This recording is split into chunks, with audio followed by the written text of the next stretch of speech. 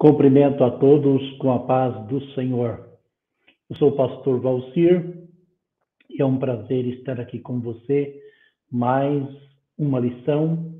Hoje nós vamos falar sobre a inspiração divina da Bíblia. Domingo passado falamos sobre a autoridade da Bíblia e hoje nós vamos falar sobre a inspiração da Bíblia. No próximo domingo nós vamos falar sobre a inerrância da Bíblia.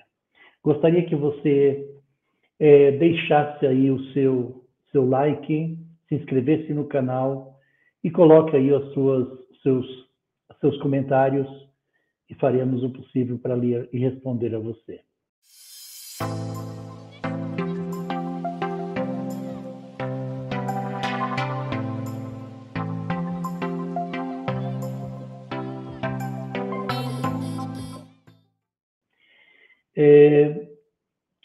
Nós vamos estudar hoje a lição de número 2, de 9 de janeiro de 2022. Né? E espero que sirva de ajuda, de apoio para você, professor, para você, aluno, que queira conhecer um pouco mais a respeito da palavra de Deus. Vamos projetar aqui para que a gente já possa, vamos compartilhar.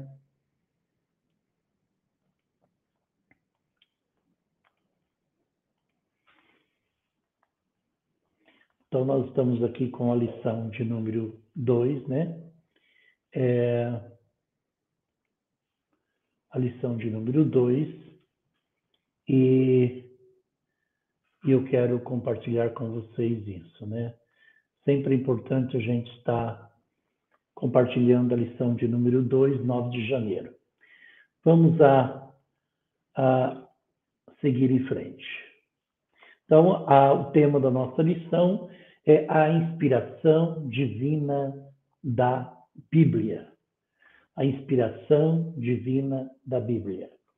Já por esse ponto, fica claro que nós estamos falando da palavra de Deus e que ela é totalmente inspirada por Deus.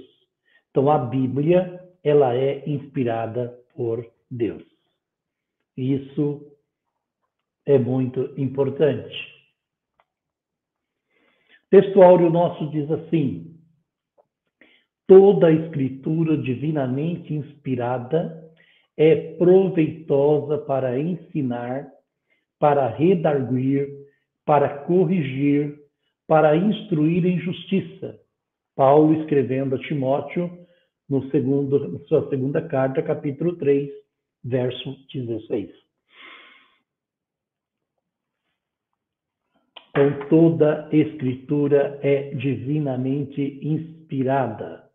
Olha que interessante quando a gente para meditar um pouquinho neste versículo. Então, ele está dizendo que toda a escritura divinamente inspirada, ela serve para ensinar, para redarguir, para corrigir e para instruir. Então, é um prazer, é uma alegria, e todo crente tem que sentir isto, de estar diante da palavra de Deus, lendo a palavra, estudando a palavra. Porque quando ele abre a Bíblia, ela, tanto fechada quanto aberta, é a palavra de Deus. Mas quando você abre a Bíblia e começa a estudar, por ela ser inspirada por Deus, ela vai te ensinar, ela vai fazer você discutir, redarguir, perguntar e ter a resposta. Ela vai corrigir os seus defeitos.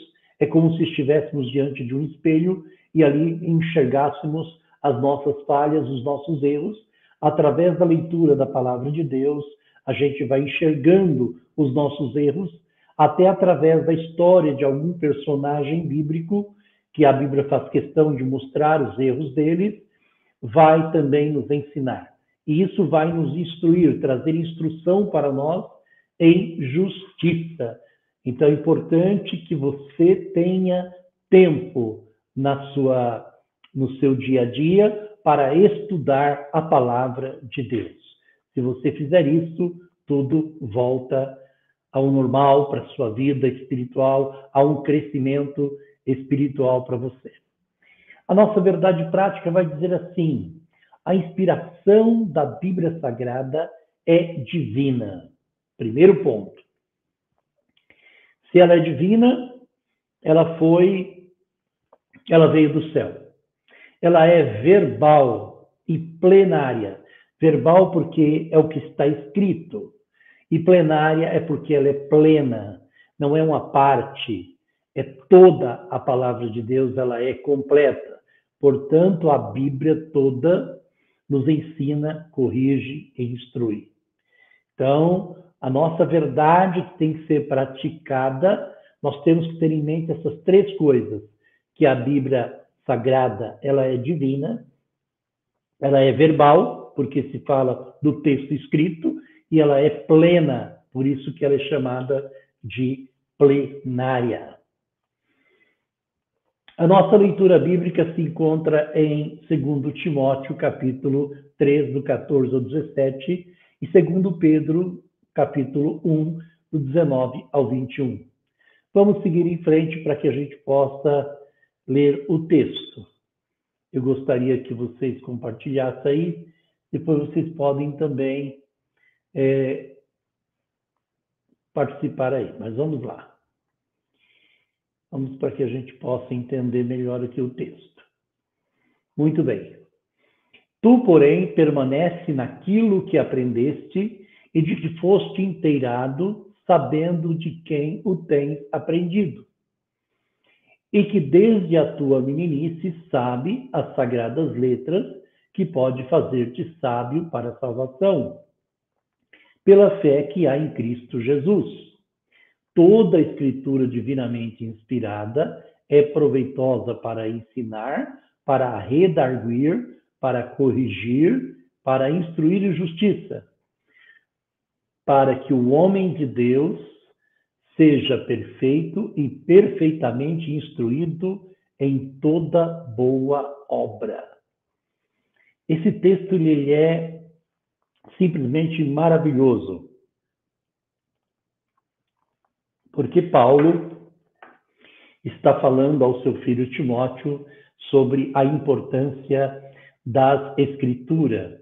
Olha que interessante como ele coloca aqui, dizendo para Timóteo que é o texto em que ele aprendeu desde pequeno, que ele conheceu através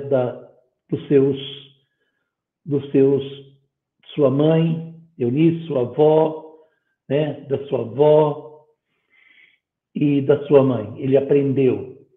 E é o que nós fazemos hoje na escola bíblica dominical, é o que os pais, as mães fazem com seus filhos, é ensinar a palavra de Deus.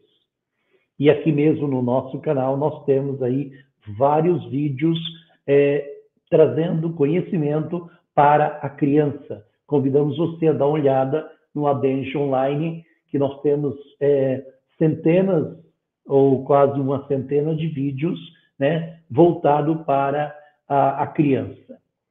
Então, ele deixa claro aqui, ó, sabe as sagradas letras, né, que pode fazer-te sábio para a salvação. O que ele está querendo dizer sábio para a salvação? É aquela pessoa que tem uma inteligência para a salvação. Ele conhece o caminho, ele sabe como chegar ao céu. Então, este é o sábio para a salvação. Se existe o sábio para a salvação, existe também aquele que tem uma deficiência de inteligência, que tem uma dificuldade de entender. Esse anda pisando fora dos caminhos do Senhor. Mas ele, que pode fazer-te sábio para a salvação pela fé que há em Cristo Jesus. Aí ele vai repetir o nosso texto áureo, né? Toda a Escritura... toda a Escritura divinamente inspirada é proveitosa, né? Olha que interessante esse texto, né? Para ensinar, para redarguir, para corrigir, para instruir em justiça. Para que o homem de Deus seja perfeito e perfeitamente instruído para toda boa obra. A obra está aí, nós precisamos fazer da melhor maneira possível. Qual é o caminho que eu e você temos que trilhar? A palavra de Deus. Quando nós observamos a palavra, nós fazemos tudo perfeito, nós andamos de acordo com a palavra de Deus.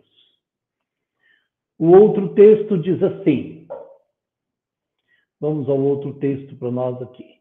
Primeiro, 2 Pedro, capítulo 1, verso 19, em seguida, né?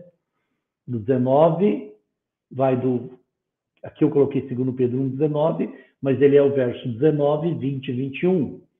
Temos muito firme a palavra dos profetas, a qual bem fazeis em estar atento, como a uma luz que alumia em lugar escuro, até que o dia esclareça e a estrela da alva apareça em vosso coração, sabendo primeiramente isto, que nenhuma profecia da Escritura é de particular interpretação.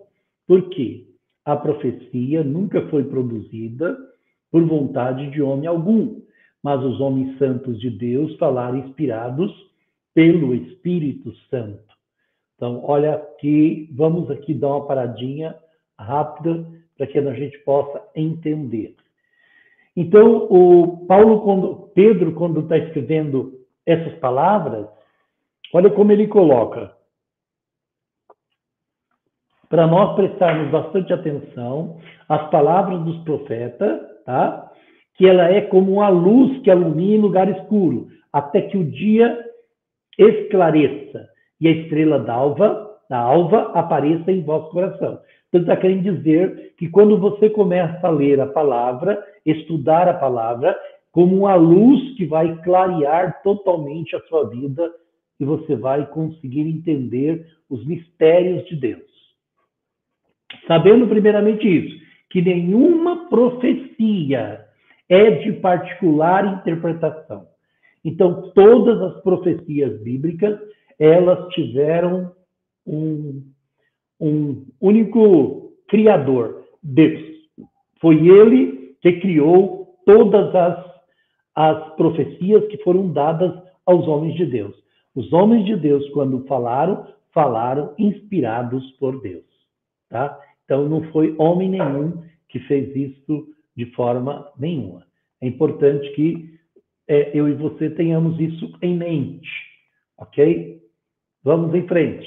A nossa introdução da nossa lição, ela vai deixar claro para nós aqui que a atuação do Espírito na vida daqueles que querem entender que a Bíblia realmente é inspirada, a atuação do Espírito Santo é que trouxe para nós a palavra de Deus, que é a única revelação escrita de Deus para a humanidade. Então, a humanidade só tem um texto bíblico exclusivamente para ela, que é a Bíblia. Então, ela é divina, ela é verbal, ela é plenária. Já colocamos isso daqui. E olha, nesse sentido, a Bíblia Sagrada é para o crente salvo a inspirada, inerrante e infalível palavra de Deus. Então, nós estamos falando da Bíblia Sagrada, o que ela é para cada um de nós. Glória a Jesus. Vamos ao primeiro tópico da nossa lição de hoje. A doutrina da inspiração bíblica. A doutrina da inspiração bíblica. Vamos tentar entender como que isso procedeu dentro dos propósitos de Deus.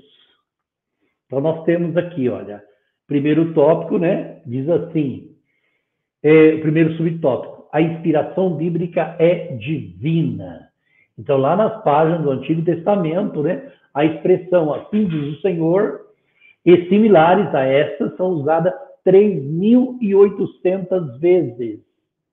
Então, se a palavra assim diz o Senhor ou semelhante são usadas 3.800 vezes no Antigo Testamento, isso é mais do que garantia de que a Bíblia ela veio direto da boca de Deus para nós. Moisés, lá no Monte Sinai, Deus falou para ele, olha, escreva todas as palavras do Senhor. Foi um recado de Deus para Moisés, está lá em Jeremias 24:4. Jeremias, lá em Êxodo, perdão, 24:4. Jeremias foi advertido: não esqueça nenhuma palavra. Jeremias 26:2. No texto do Novo Testamento, Paulo diz que usava as palavras que o Espírito Santo ensina. Está lá em 1 Coríntios 2:13. Então, olha que interessante. Tudo isso reforça para nós de que nós estamos lidando, que a Bíblia é pura inspiração bíblica e divina. Não dá para nós chegarmos ao ponto de discordar totalmente dessa questão, quando a gente fala na palavra de Deus. Ela é realmente, a Bíblia, ela é a palavra de Deus. E quando nós mostramos esse texto desse primeiro subtópico, fica claro para nós isso.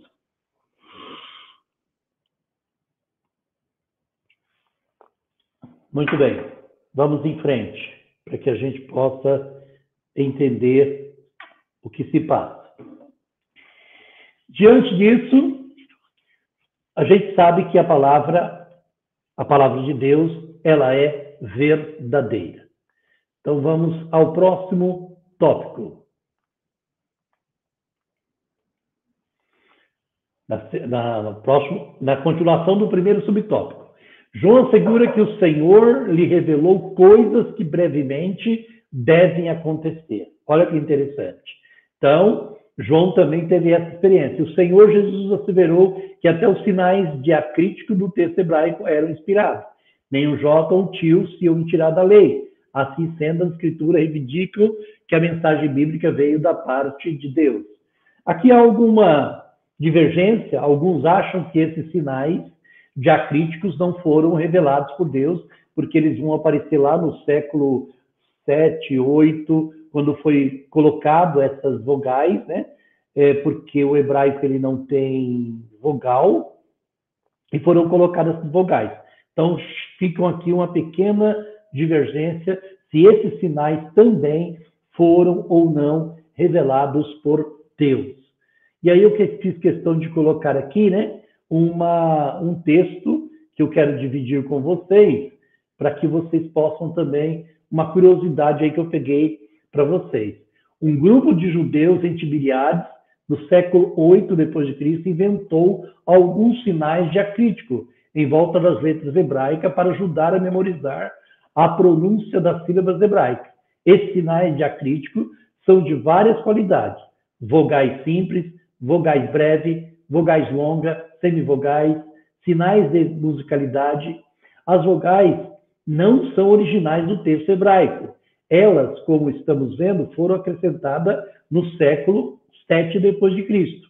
Já sabemos que o texto hebraico original é chamado de texto consonantal, pois era somente usado as consoantes.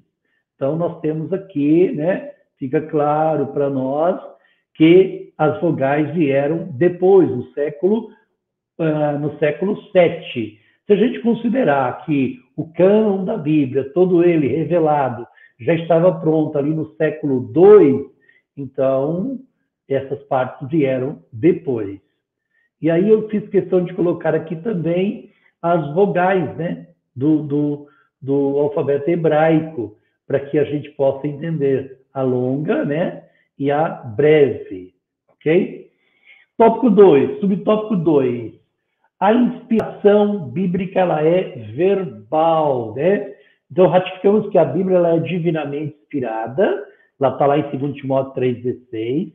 Essa tradução vem do termo grego teopneus, que significa literalmente, soprada por Deus. Então, vamos lá entender isso, né? Como é que como é que foi esse processo de sopro de Deus, tá? A inspiração é chamada de verbal, porque Deus soprou nos escritores sagrados aquilo que deveria ser escrito. Porém, os autores bíblicos não foram usados automaticamente como se escrevesse um ditado. Então, vamos tentar entender isso aqui para que fique claro para nós. A partir do momento que o Espírito Santo chega aí, sopra, os escritores inspiraram. Quando eles inspiraram eles estavam inspirando esse conhecimento, essa revelação de Deus. E aí eles receberam, foram para dentro deles isso, aí cada um com a sua capacidade, com a sua cultura, com o seu entendimento, foram escrever a Bíblia.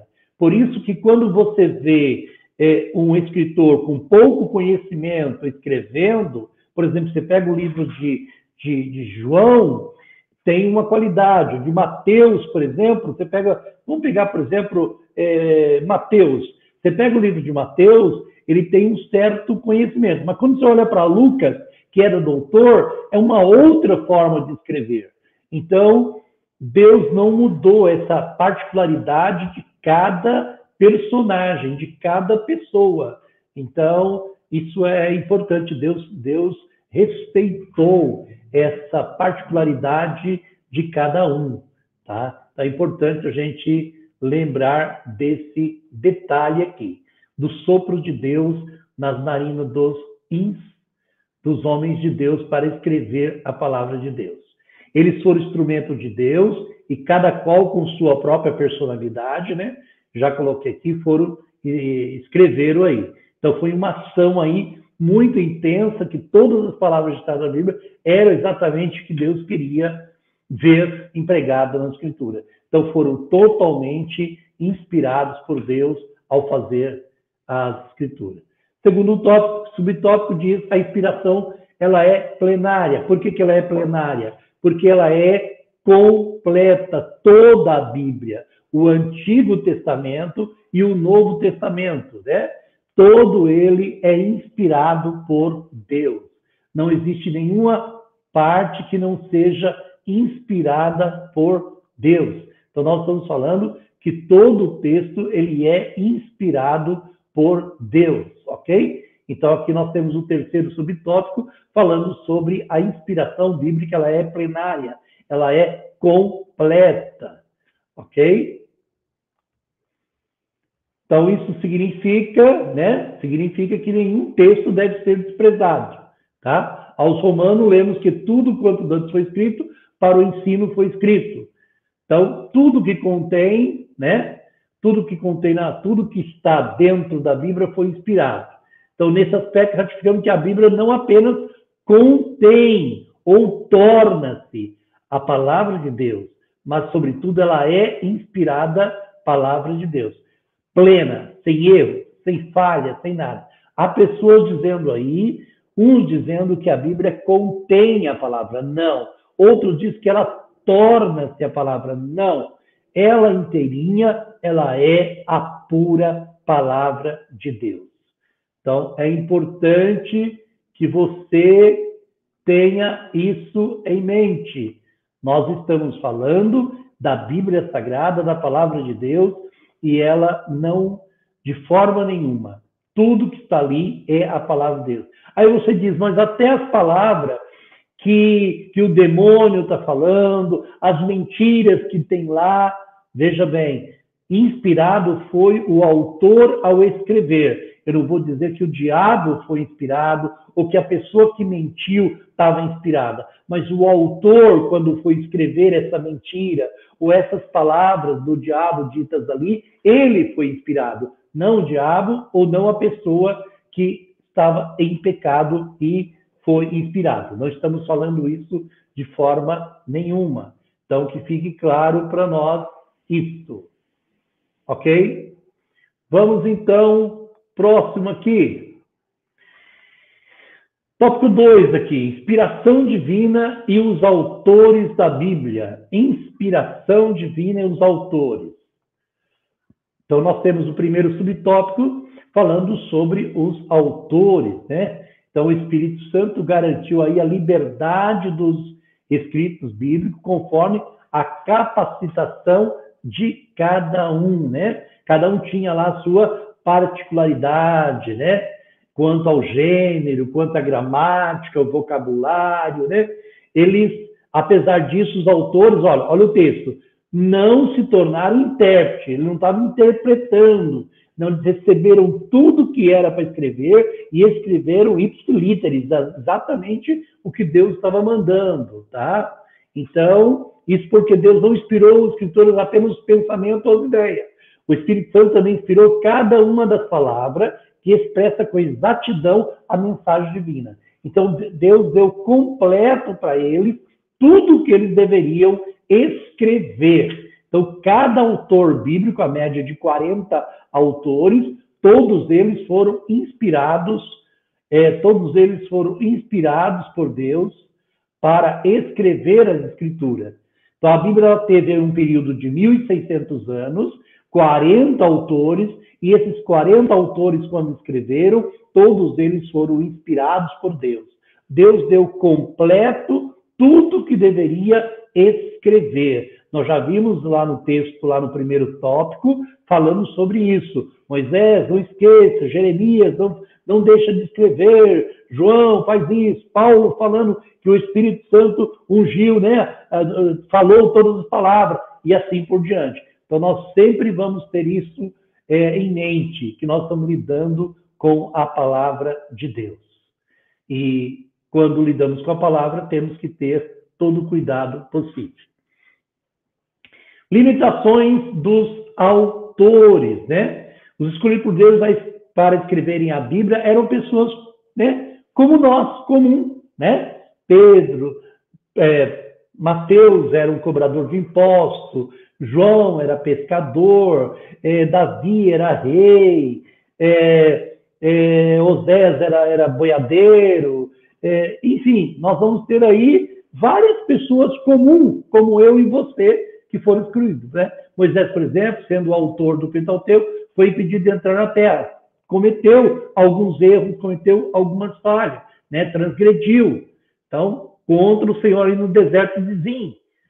Nenhum dos textos da Escritura, quanto à sua inspiração e veracidade, está condicionado às limitações de seus autores humanos. Por mais que seja autores humanos, ela não está limitada a esses autores. Isso é importante dizer. A revelação, ela veio, ela é clara e ela não se limita totalmente ao homem. Agora, Deus conta com essa capacidade humana de escrever. Então, ele vai transmitir a mesma mensagem, mas provavelmente vai usar o seu vocabulário que ele possuía. Ok? Então, isso é importante a gente colocar aqui. O terceiro subtópico aí diz os diferentes gêneros literários e figuras de linguagem. A Bíblia, ela é maravilhosa, porque ela usa vários gêneros literários, né? Narrativa, temos aí 1º e 2º Samuel, né? Toda a narrativa dos reis, né? Que aconteceu. Temos Salmos, que é cheio de poesia. Temos o livro de Provérbios, que é cheio de provérbios, né? Conforme o nome já diz. Então, os autores sagrados também fizeram uso de figuras de linguagem, tais como o emprego de parábolas, de enigmas, de alegorias, de hipérboles, que é o exagero, né? E assim por diante. Temos um pouquinho mais aqui ainda, olha, que vai dizer, né? De metáforas, de símiles, né? De vocabulário simples, rebuscado, dependendo do grau de instrução do autor. O emprego dos recursos literários literários evidencia a cultura do escritor, tá? Mas em hipótese alguma invalida a inspiração da palavra de Deus. Tá? Tem lá a limitação de cada autor? Sim, cada autor tem sua limitação, mas a inspiração é completa para cada um deles, ok? Então, nós temos aqui o terceiro subtópico nosso, que é o Espírito Santo e a Bíblia. Então, olha que interessante nós falarmos sobre isso, o Espírito Santo e a Bíblia. Ele é o grande inspirador da palavra de Deus. Por isso que é importante, né, a gente conhecer a pessoa do Espírito Santo e ver como ele trabalhou no Antigo Testamento e no Novo Testamento, inspirando as pessoas a escreverem. Quando você para verificar isso, começa a fazer um estudo, né, mais dedicado sobre a pessoa do Espírito Santo, você vai entender claramente como foi a atuação do Espírito Santo. Quando você lê o livro de Atos dos Apóstolos, as cartas, você vê claramente a atuação do Espírito Santo. No Antigo Testamento, você também vai ver a atuação do Espírito Santo na vida das pessoas. Então é importante que eu e você estudamos um pouquinho mais a respeito da atuação do Espírito Santo na Bíblia. Muito bem. Primeiro subtópico aqui diz a inspiração do Antigo Testamento, né? Então nós temos a Bíblia é categórica em reiterar sua inspiração divina. O registro de Juízes ensina que os livros de Moisés são mandamentos do Senhor. Olha que interessante, né? Esdras reconhece como inspirados os livros de Jeremias, Ageu, Zacarias. Então, a respeito da inspiração da lei de Moisés e dos profetas, vamos completar aqui, Zacarias ensinou que os seus escritos eram as palavras que o Senhor dos Exércitos enviara pelo seu Espírito, mediante os profetas procedentes, né? Zacarias 7,12. O próprio Cristo mencionou a lei de Moisés, os profetas, os escritos, né? Como um livro inspirado. Essas declarações atestam o Espírito Santo como a fonte originária de inspiração do Antigo Testamento. Olha que interessante isso daqui. Quando Jesus fala que a lei de Moisés, está falando da Torá, né? E aí ele vai falar sobre os profetas, todos os profetas maiores e menores, né? E ele vai falar sobre os escritos, que são as outras partes da Bíblia, né? Então, quando Jesus fala isso, levando em consideração que quando Jesus fala isso, ele está se referindo ao Antigo Testamento, porque o Novo ainda estava em formação. Então, quando Lucas escreve isso, ele está falando que Jesus se referiu a essa questão, portanto, apenas o Antigo Testamento, porque o Novo Testamento ainda estava em formação. Ele foi se formar lá para o ano 100 e pouco, os escritos foram se esgotando, né? E aí depois é que veio, né, a questão do cânon da Bíblia para estabelecer quais eram os livros sagrados. Então, essa declaração atestam, né, o Espírito Santo como uma fonte originária de inspiração do Antigo Testamento. Então, lá no Antigo Testamento, cada escritor, que são 39, né, livros do Antigo Testamento, começando lá em Gênesis, né, e vindo até os profetas menores, cada um deles foi inspirado pelo Espírito Santo de Deus. Glória a Jesus. Olha que interessante. Vamos em frente. Segundo subtópico. Diz assim: a inspiração do Novo Testamento. O Novo Testamento possui dois pressupostos básicos de sua inspiração. Primeiro, a promessa de Cristo de enviar o Espírito Santo para guiar os discípulos. O próprio Cristo fez esta promessa, né? De enviar, o próprio Cristo fez essa promessa. Ok? Se ele fez essa promessa, né? É importante aí que a gente entenda essa promessa da parte do Senhor Jesus. B, os escritos bíblicos que indicam esse cumprimento. Então, nós temos lá em Atos 2, em 1 Coríntios 2, 10 e Efésios 3, 5, nós temos essa comprovação. Depois você dá uma lida, né? O tempo não nos permite fazer isso, mas é importante que você dê uma olhada. Então, nesse aspecto, Paulo declara que escreve sobre a orientação do Espírito Santo, né? Ele escreve sobre a orientação do Espírito e que suas epístolas são a palavra de Deus. Então, nós temos aí várias passagens mostrando essa autoridade. Pedro reconhece essa verdade e classifica os livros de Paulo como escrituras. Olha que interessante. Nessa direção, vai outros textos e apontam para a ação do Espírito Santo nos escritos da Nova Aliança. Então, isso está provando para mim e para você a importância, né?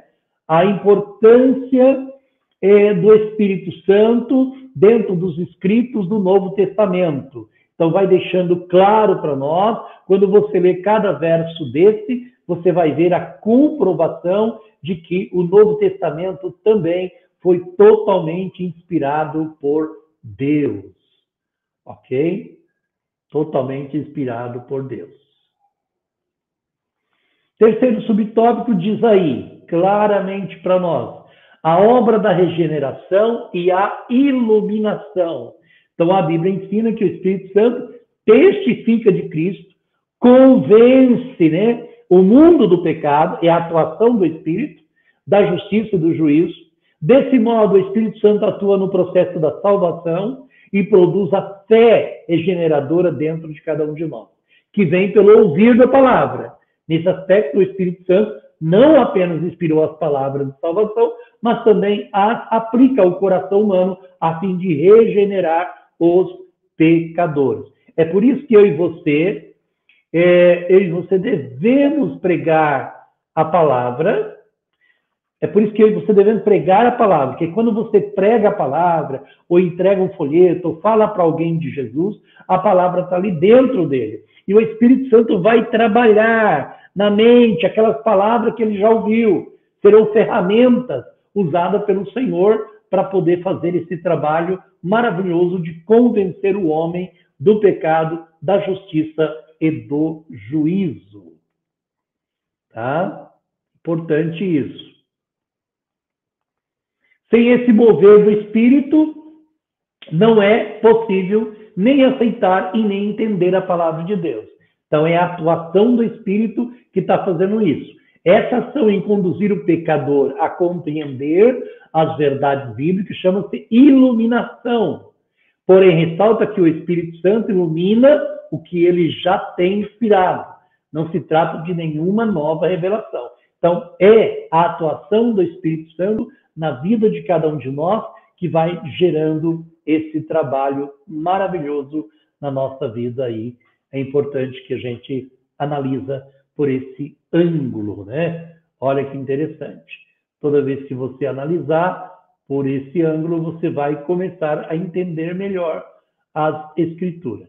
Então, sempre que você puder, estude, pega esse texto, leia as passagens, detalhe por detalhe, e você vai ver o quanto ele é importante para o seu dia a dia, para que você possa entender as Escrituras. E chegamos à nossa conclusão, né? A Bíblia é a palavra de Deus escrita. Pronto. Ponto final. Ela foi inspirada verbalmente, porque ela tem a palavra escrita. Seus autores a escreveram inspirados pelo Espírito Santo, sem dúvida nenhuma. Todos eles foram inspirados pelo Espírito Santo. A inspiração da Bíblia é plena, completa. Ela não contém, ela não torna-se. Não, ela é completa. Ok? Todos os livros e palavras da Bíblia têm total e completa autoridade. Sim, porque foram inspirados pelo Espírito Santo. Esse ensino concorda com a nossa declaração de fé, que professa crer na inspiração divina verbal e plenária da Bíblia Sagrada, única regra infalível de fé e prática para a vida e o caráter cristão, sem dúvida nenhuma. E aqui a gente chega ao final de mais uma aula, e eu quero que você use esse material para o seu crescimento, né? Para ajudar você na escola dominical. Ouça novamente, você tem a oportunidade de ouvir várias vezes esse comentário, mas é importante que você entenda aí a inspiração da palavra de Deus. No próximo domingo, nós vamos falar sobre a inerrância da Bíblia. Então, a lição 3, nós teremos aí no próximo domingo a inerrância da Bíblia. E aos poucos nós vamos melhorando essa nossa relação, porque a gente tem que entregar um pouquinho mais antes, mas será um prazer estar com vocês. Então, aqueles que não são inscritos, por favor, se inscreve aí no canal, né? A Denge Online, se inscreve aí, deixa o seu joinha, faça aí seus comentários. Então, que Deus abençoe você, muito obrigado pela oportunidade, e estaremos no próximo domingo novamente aqui com vocês, comentando a lição de número 3.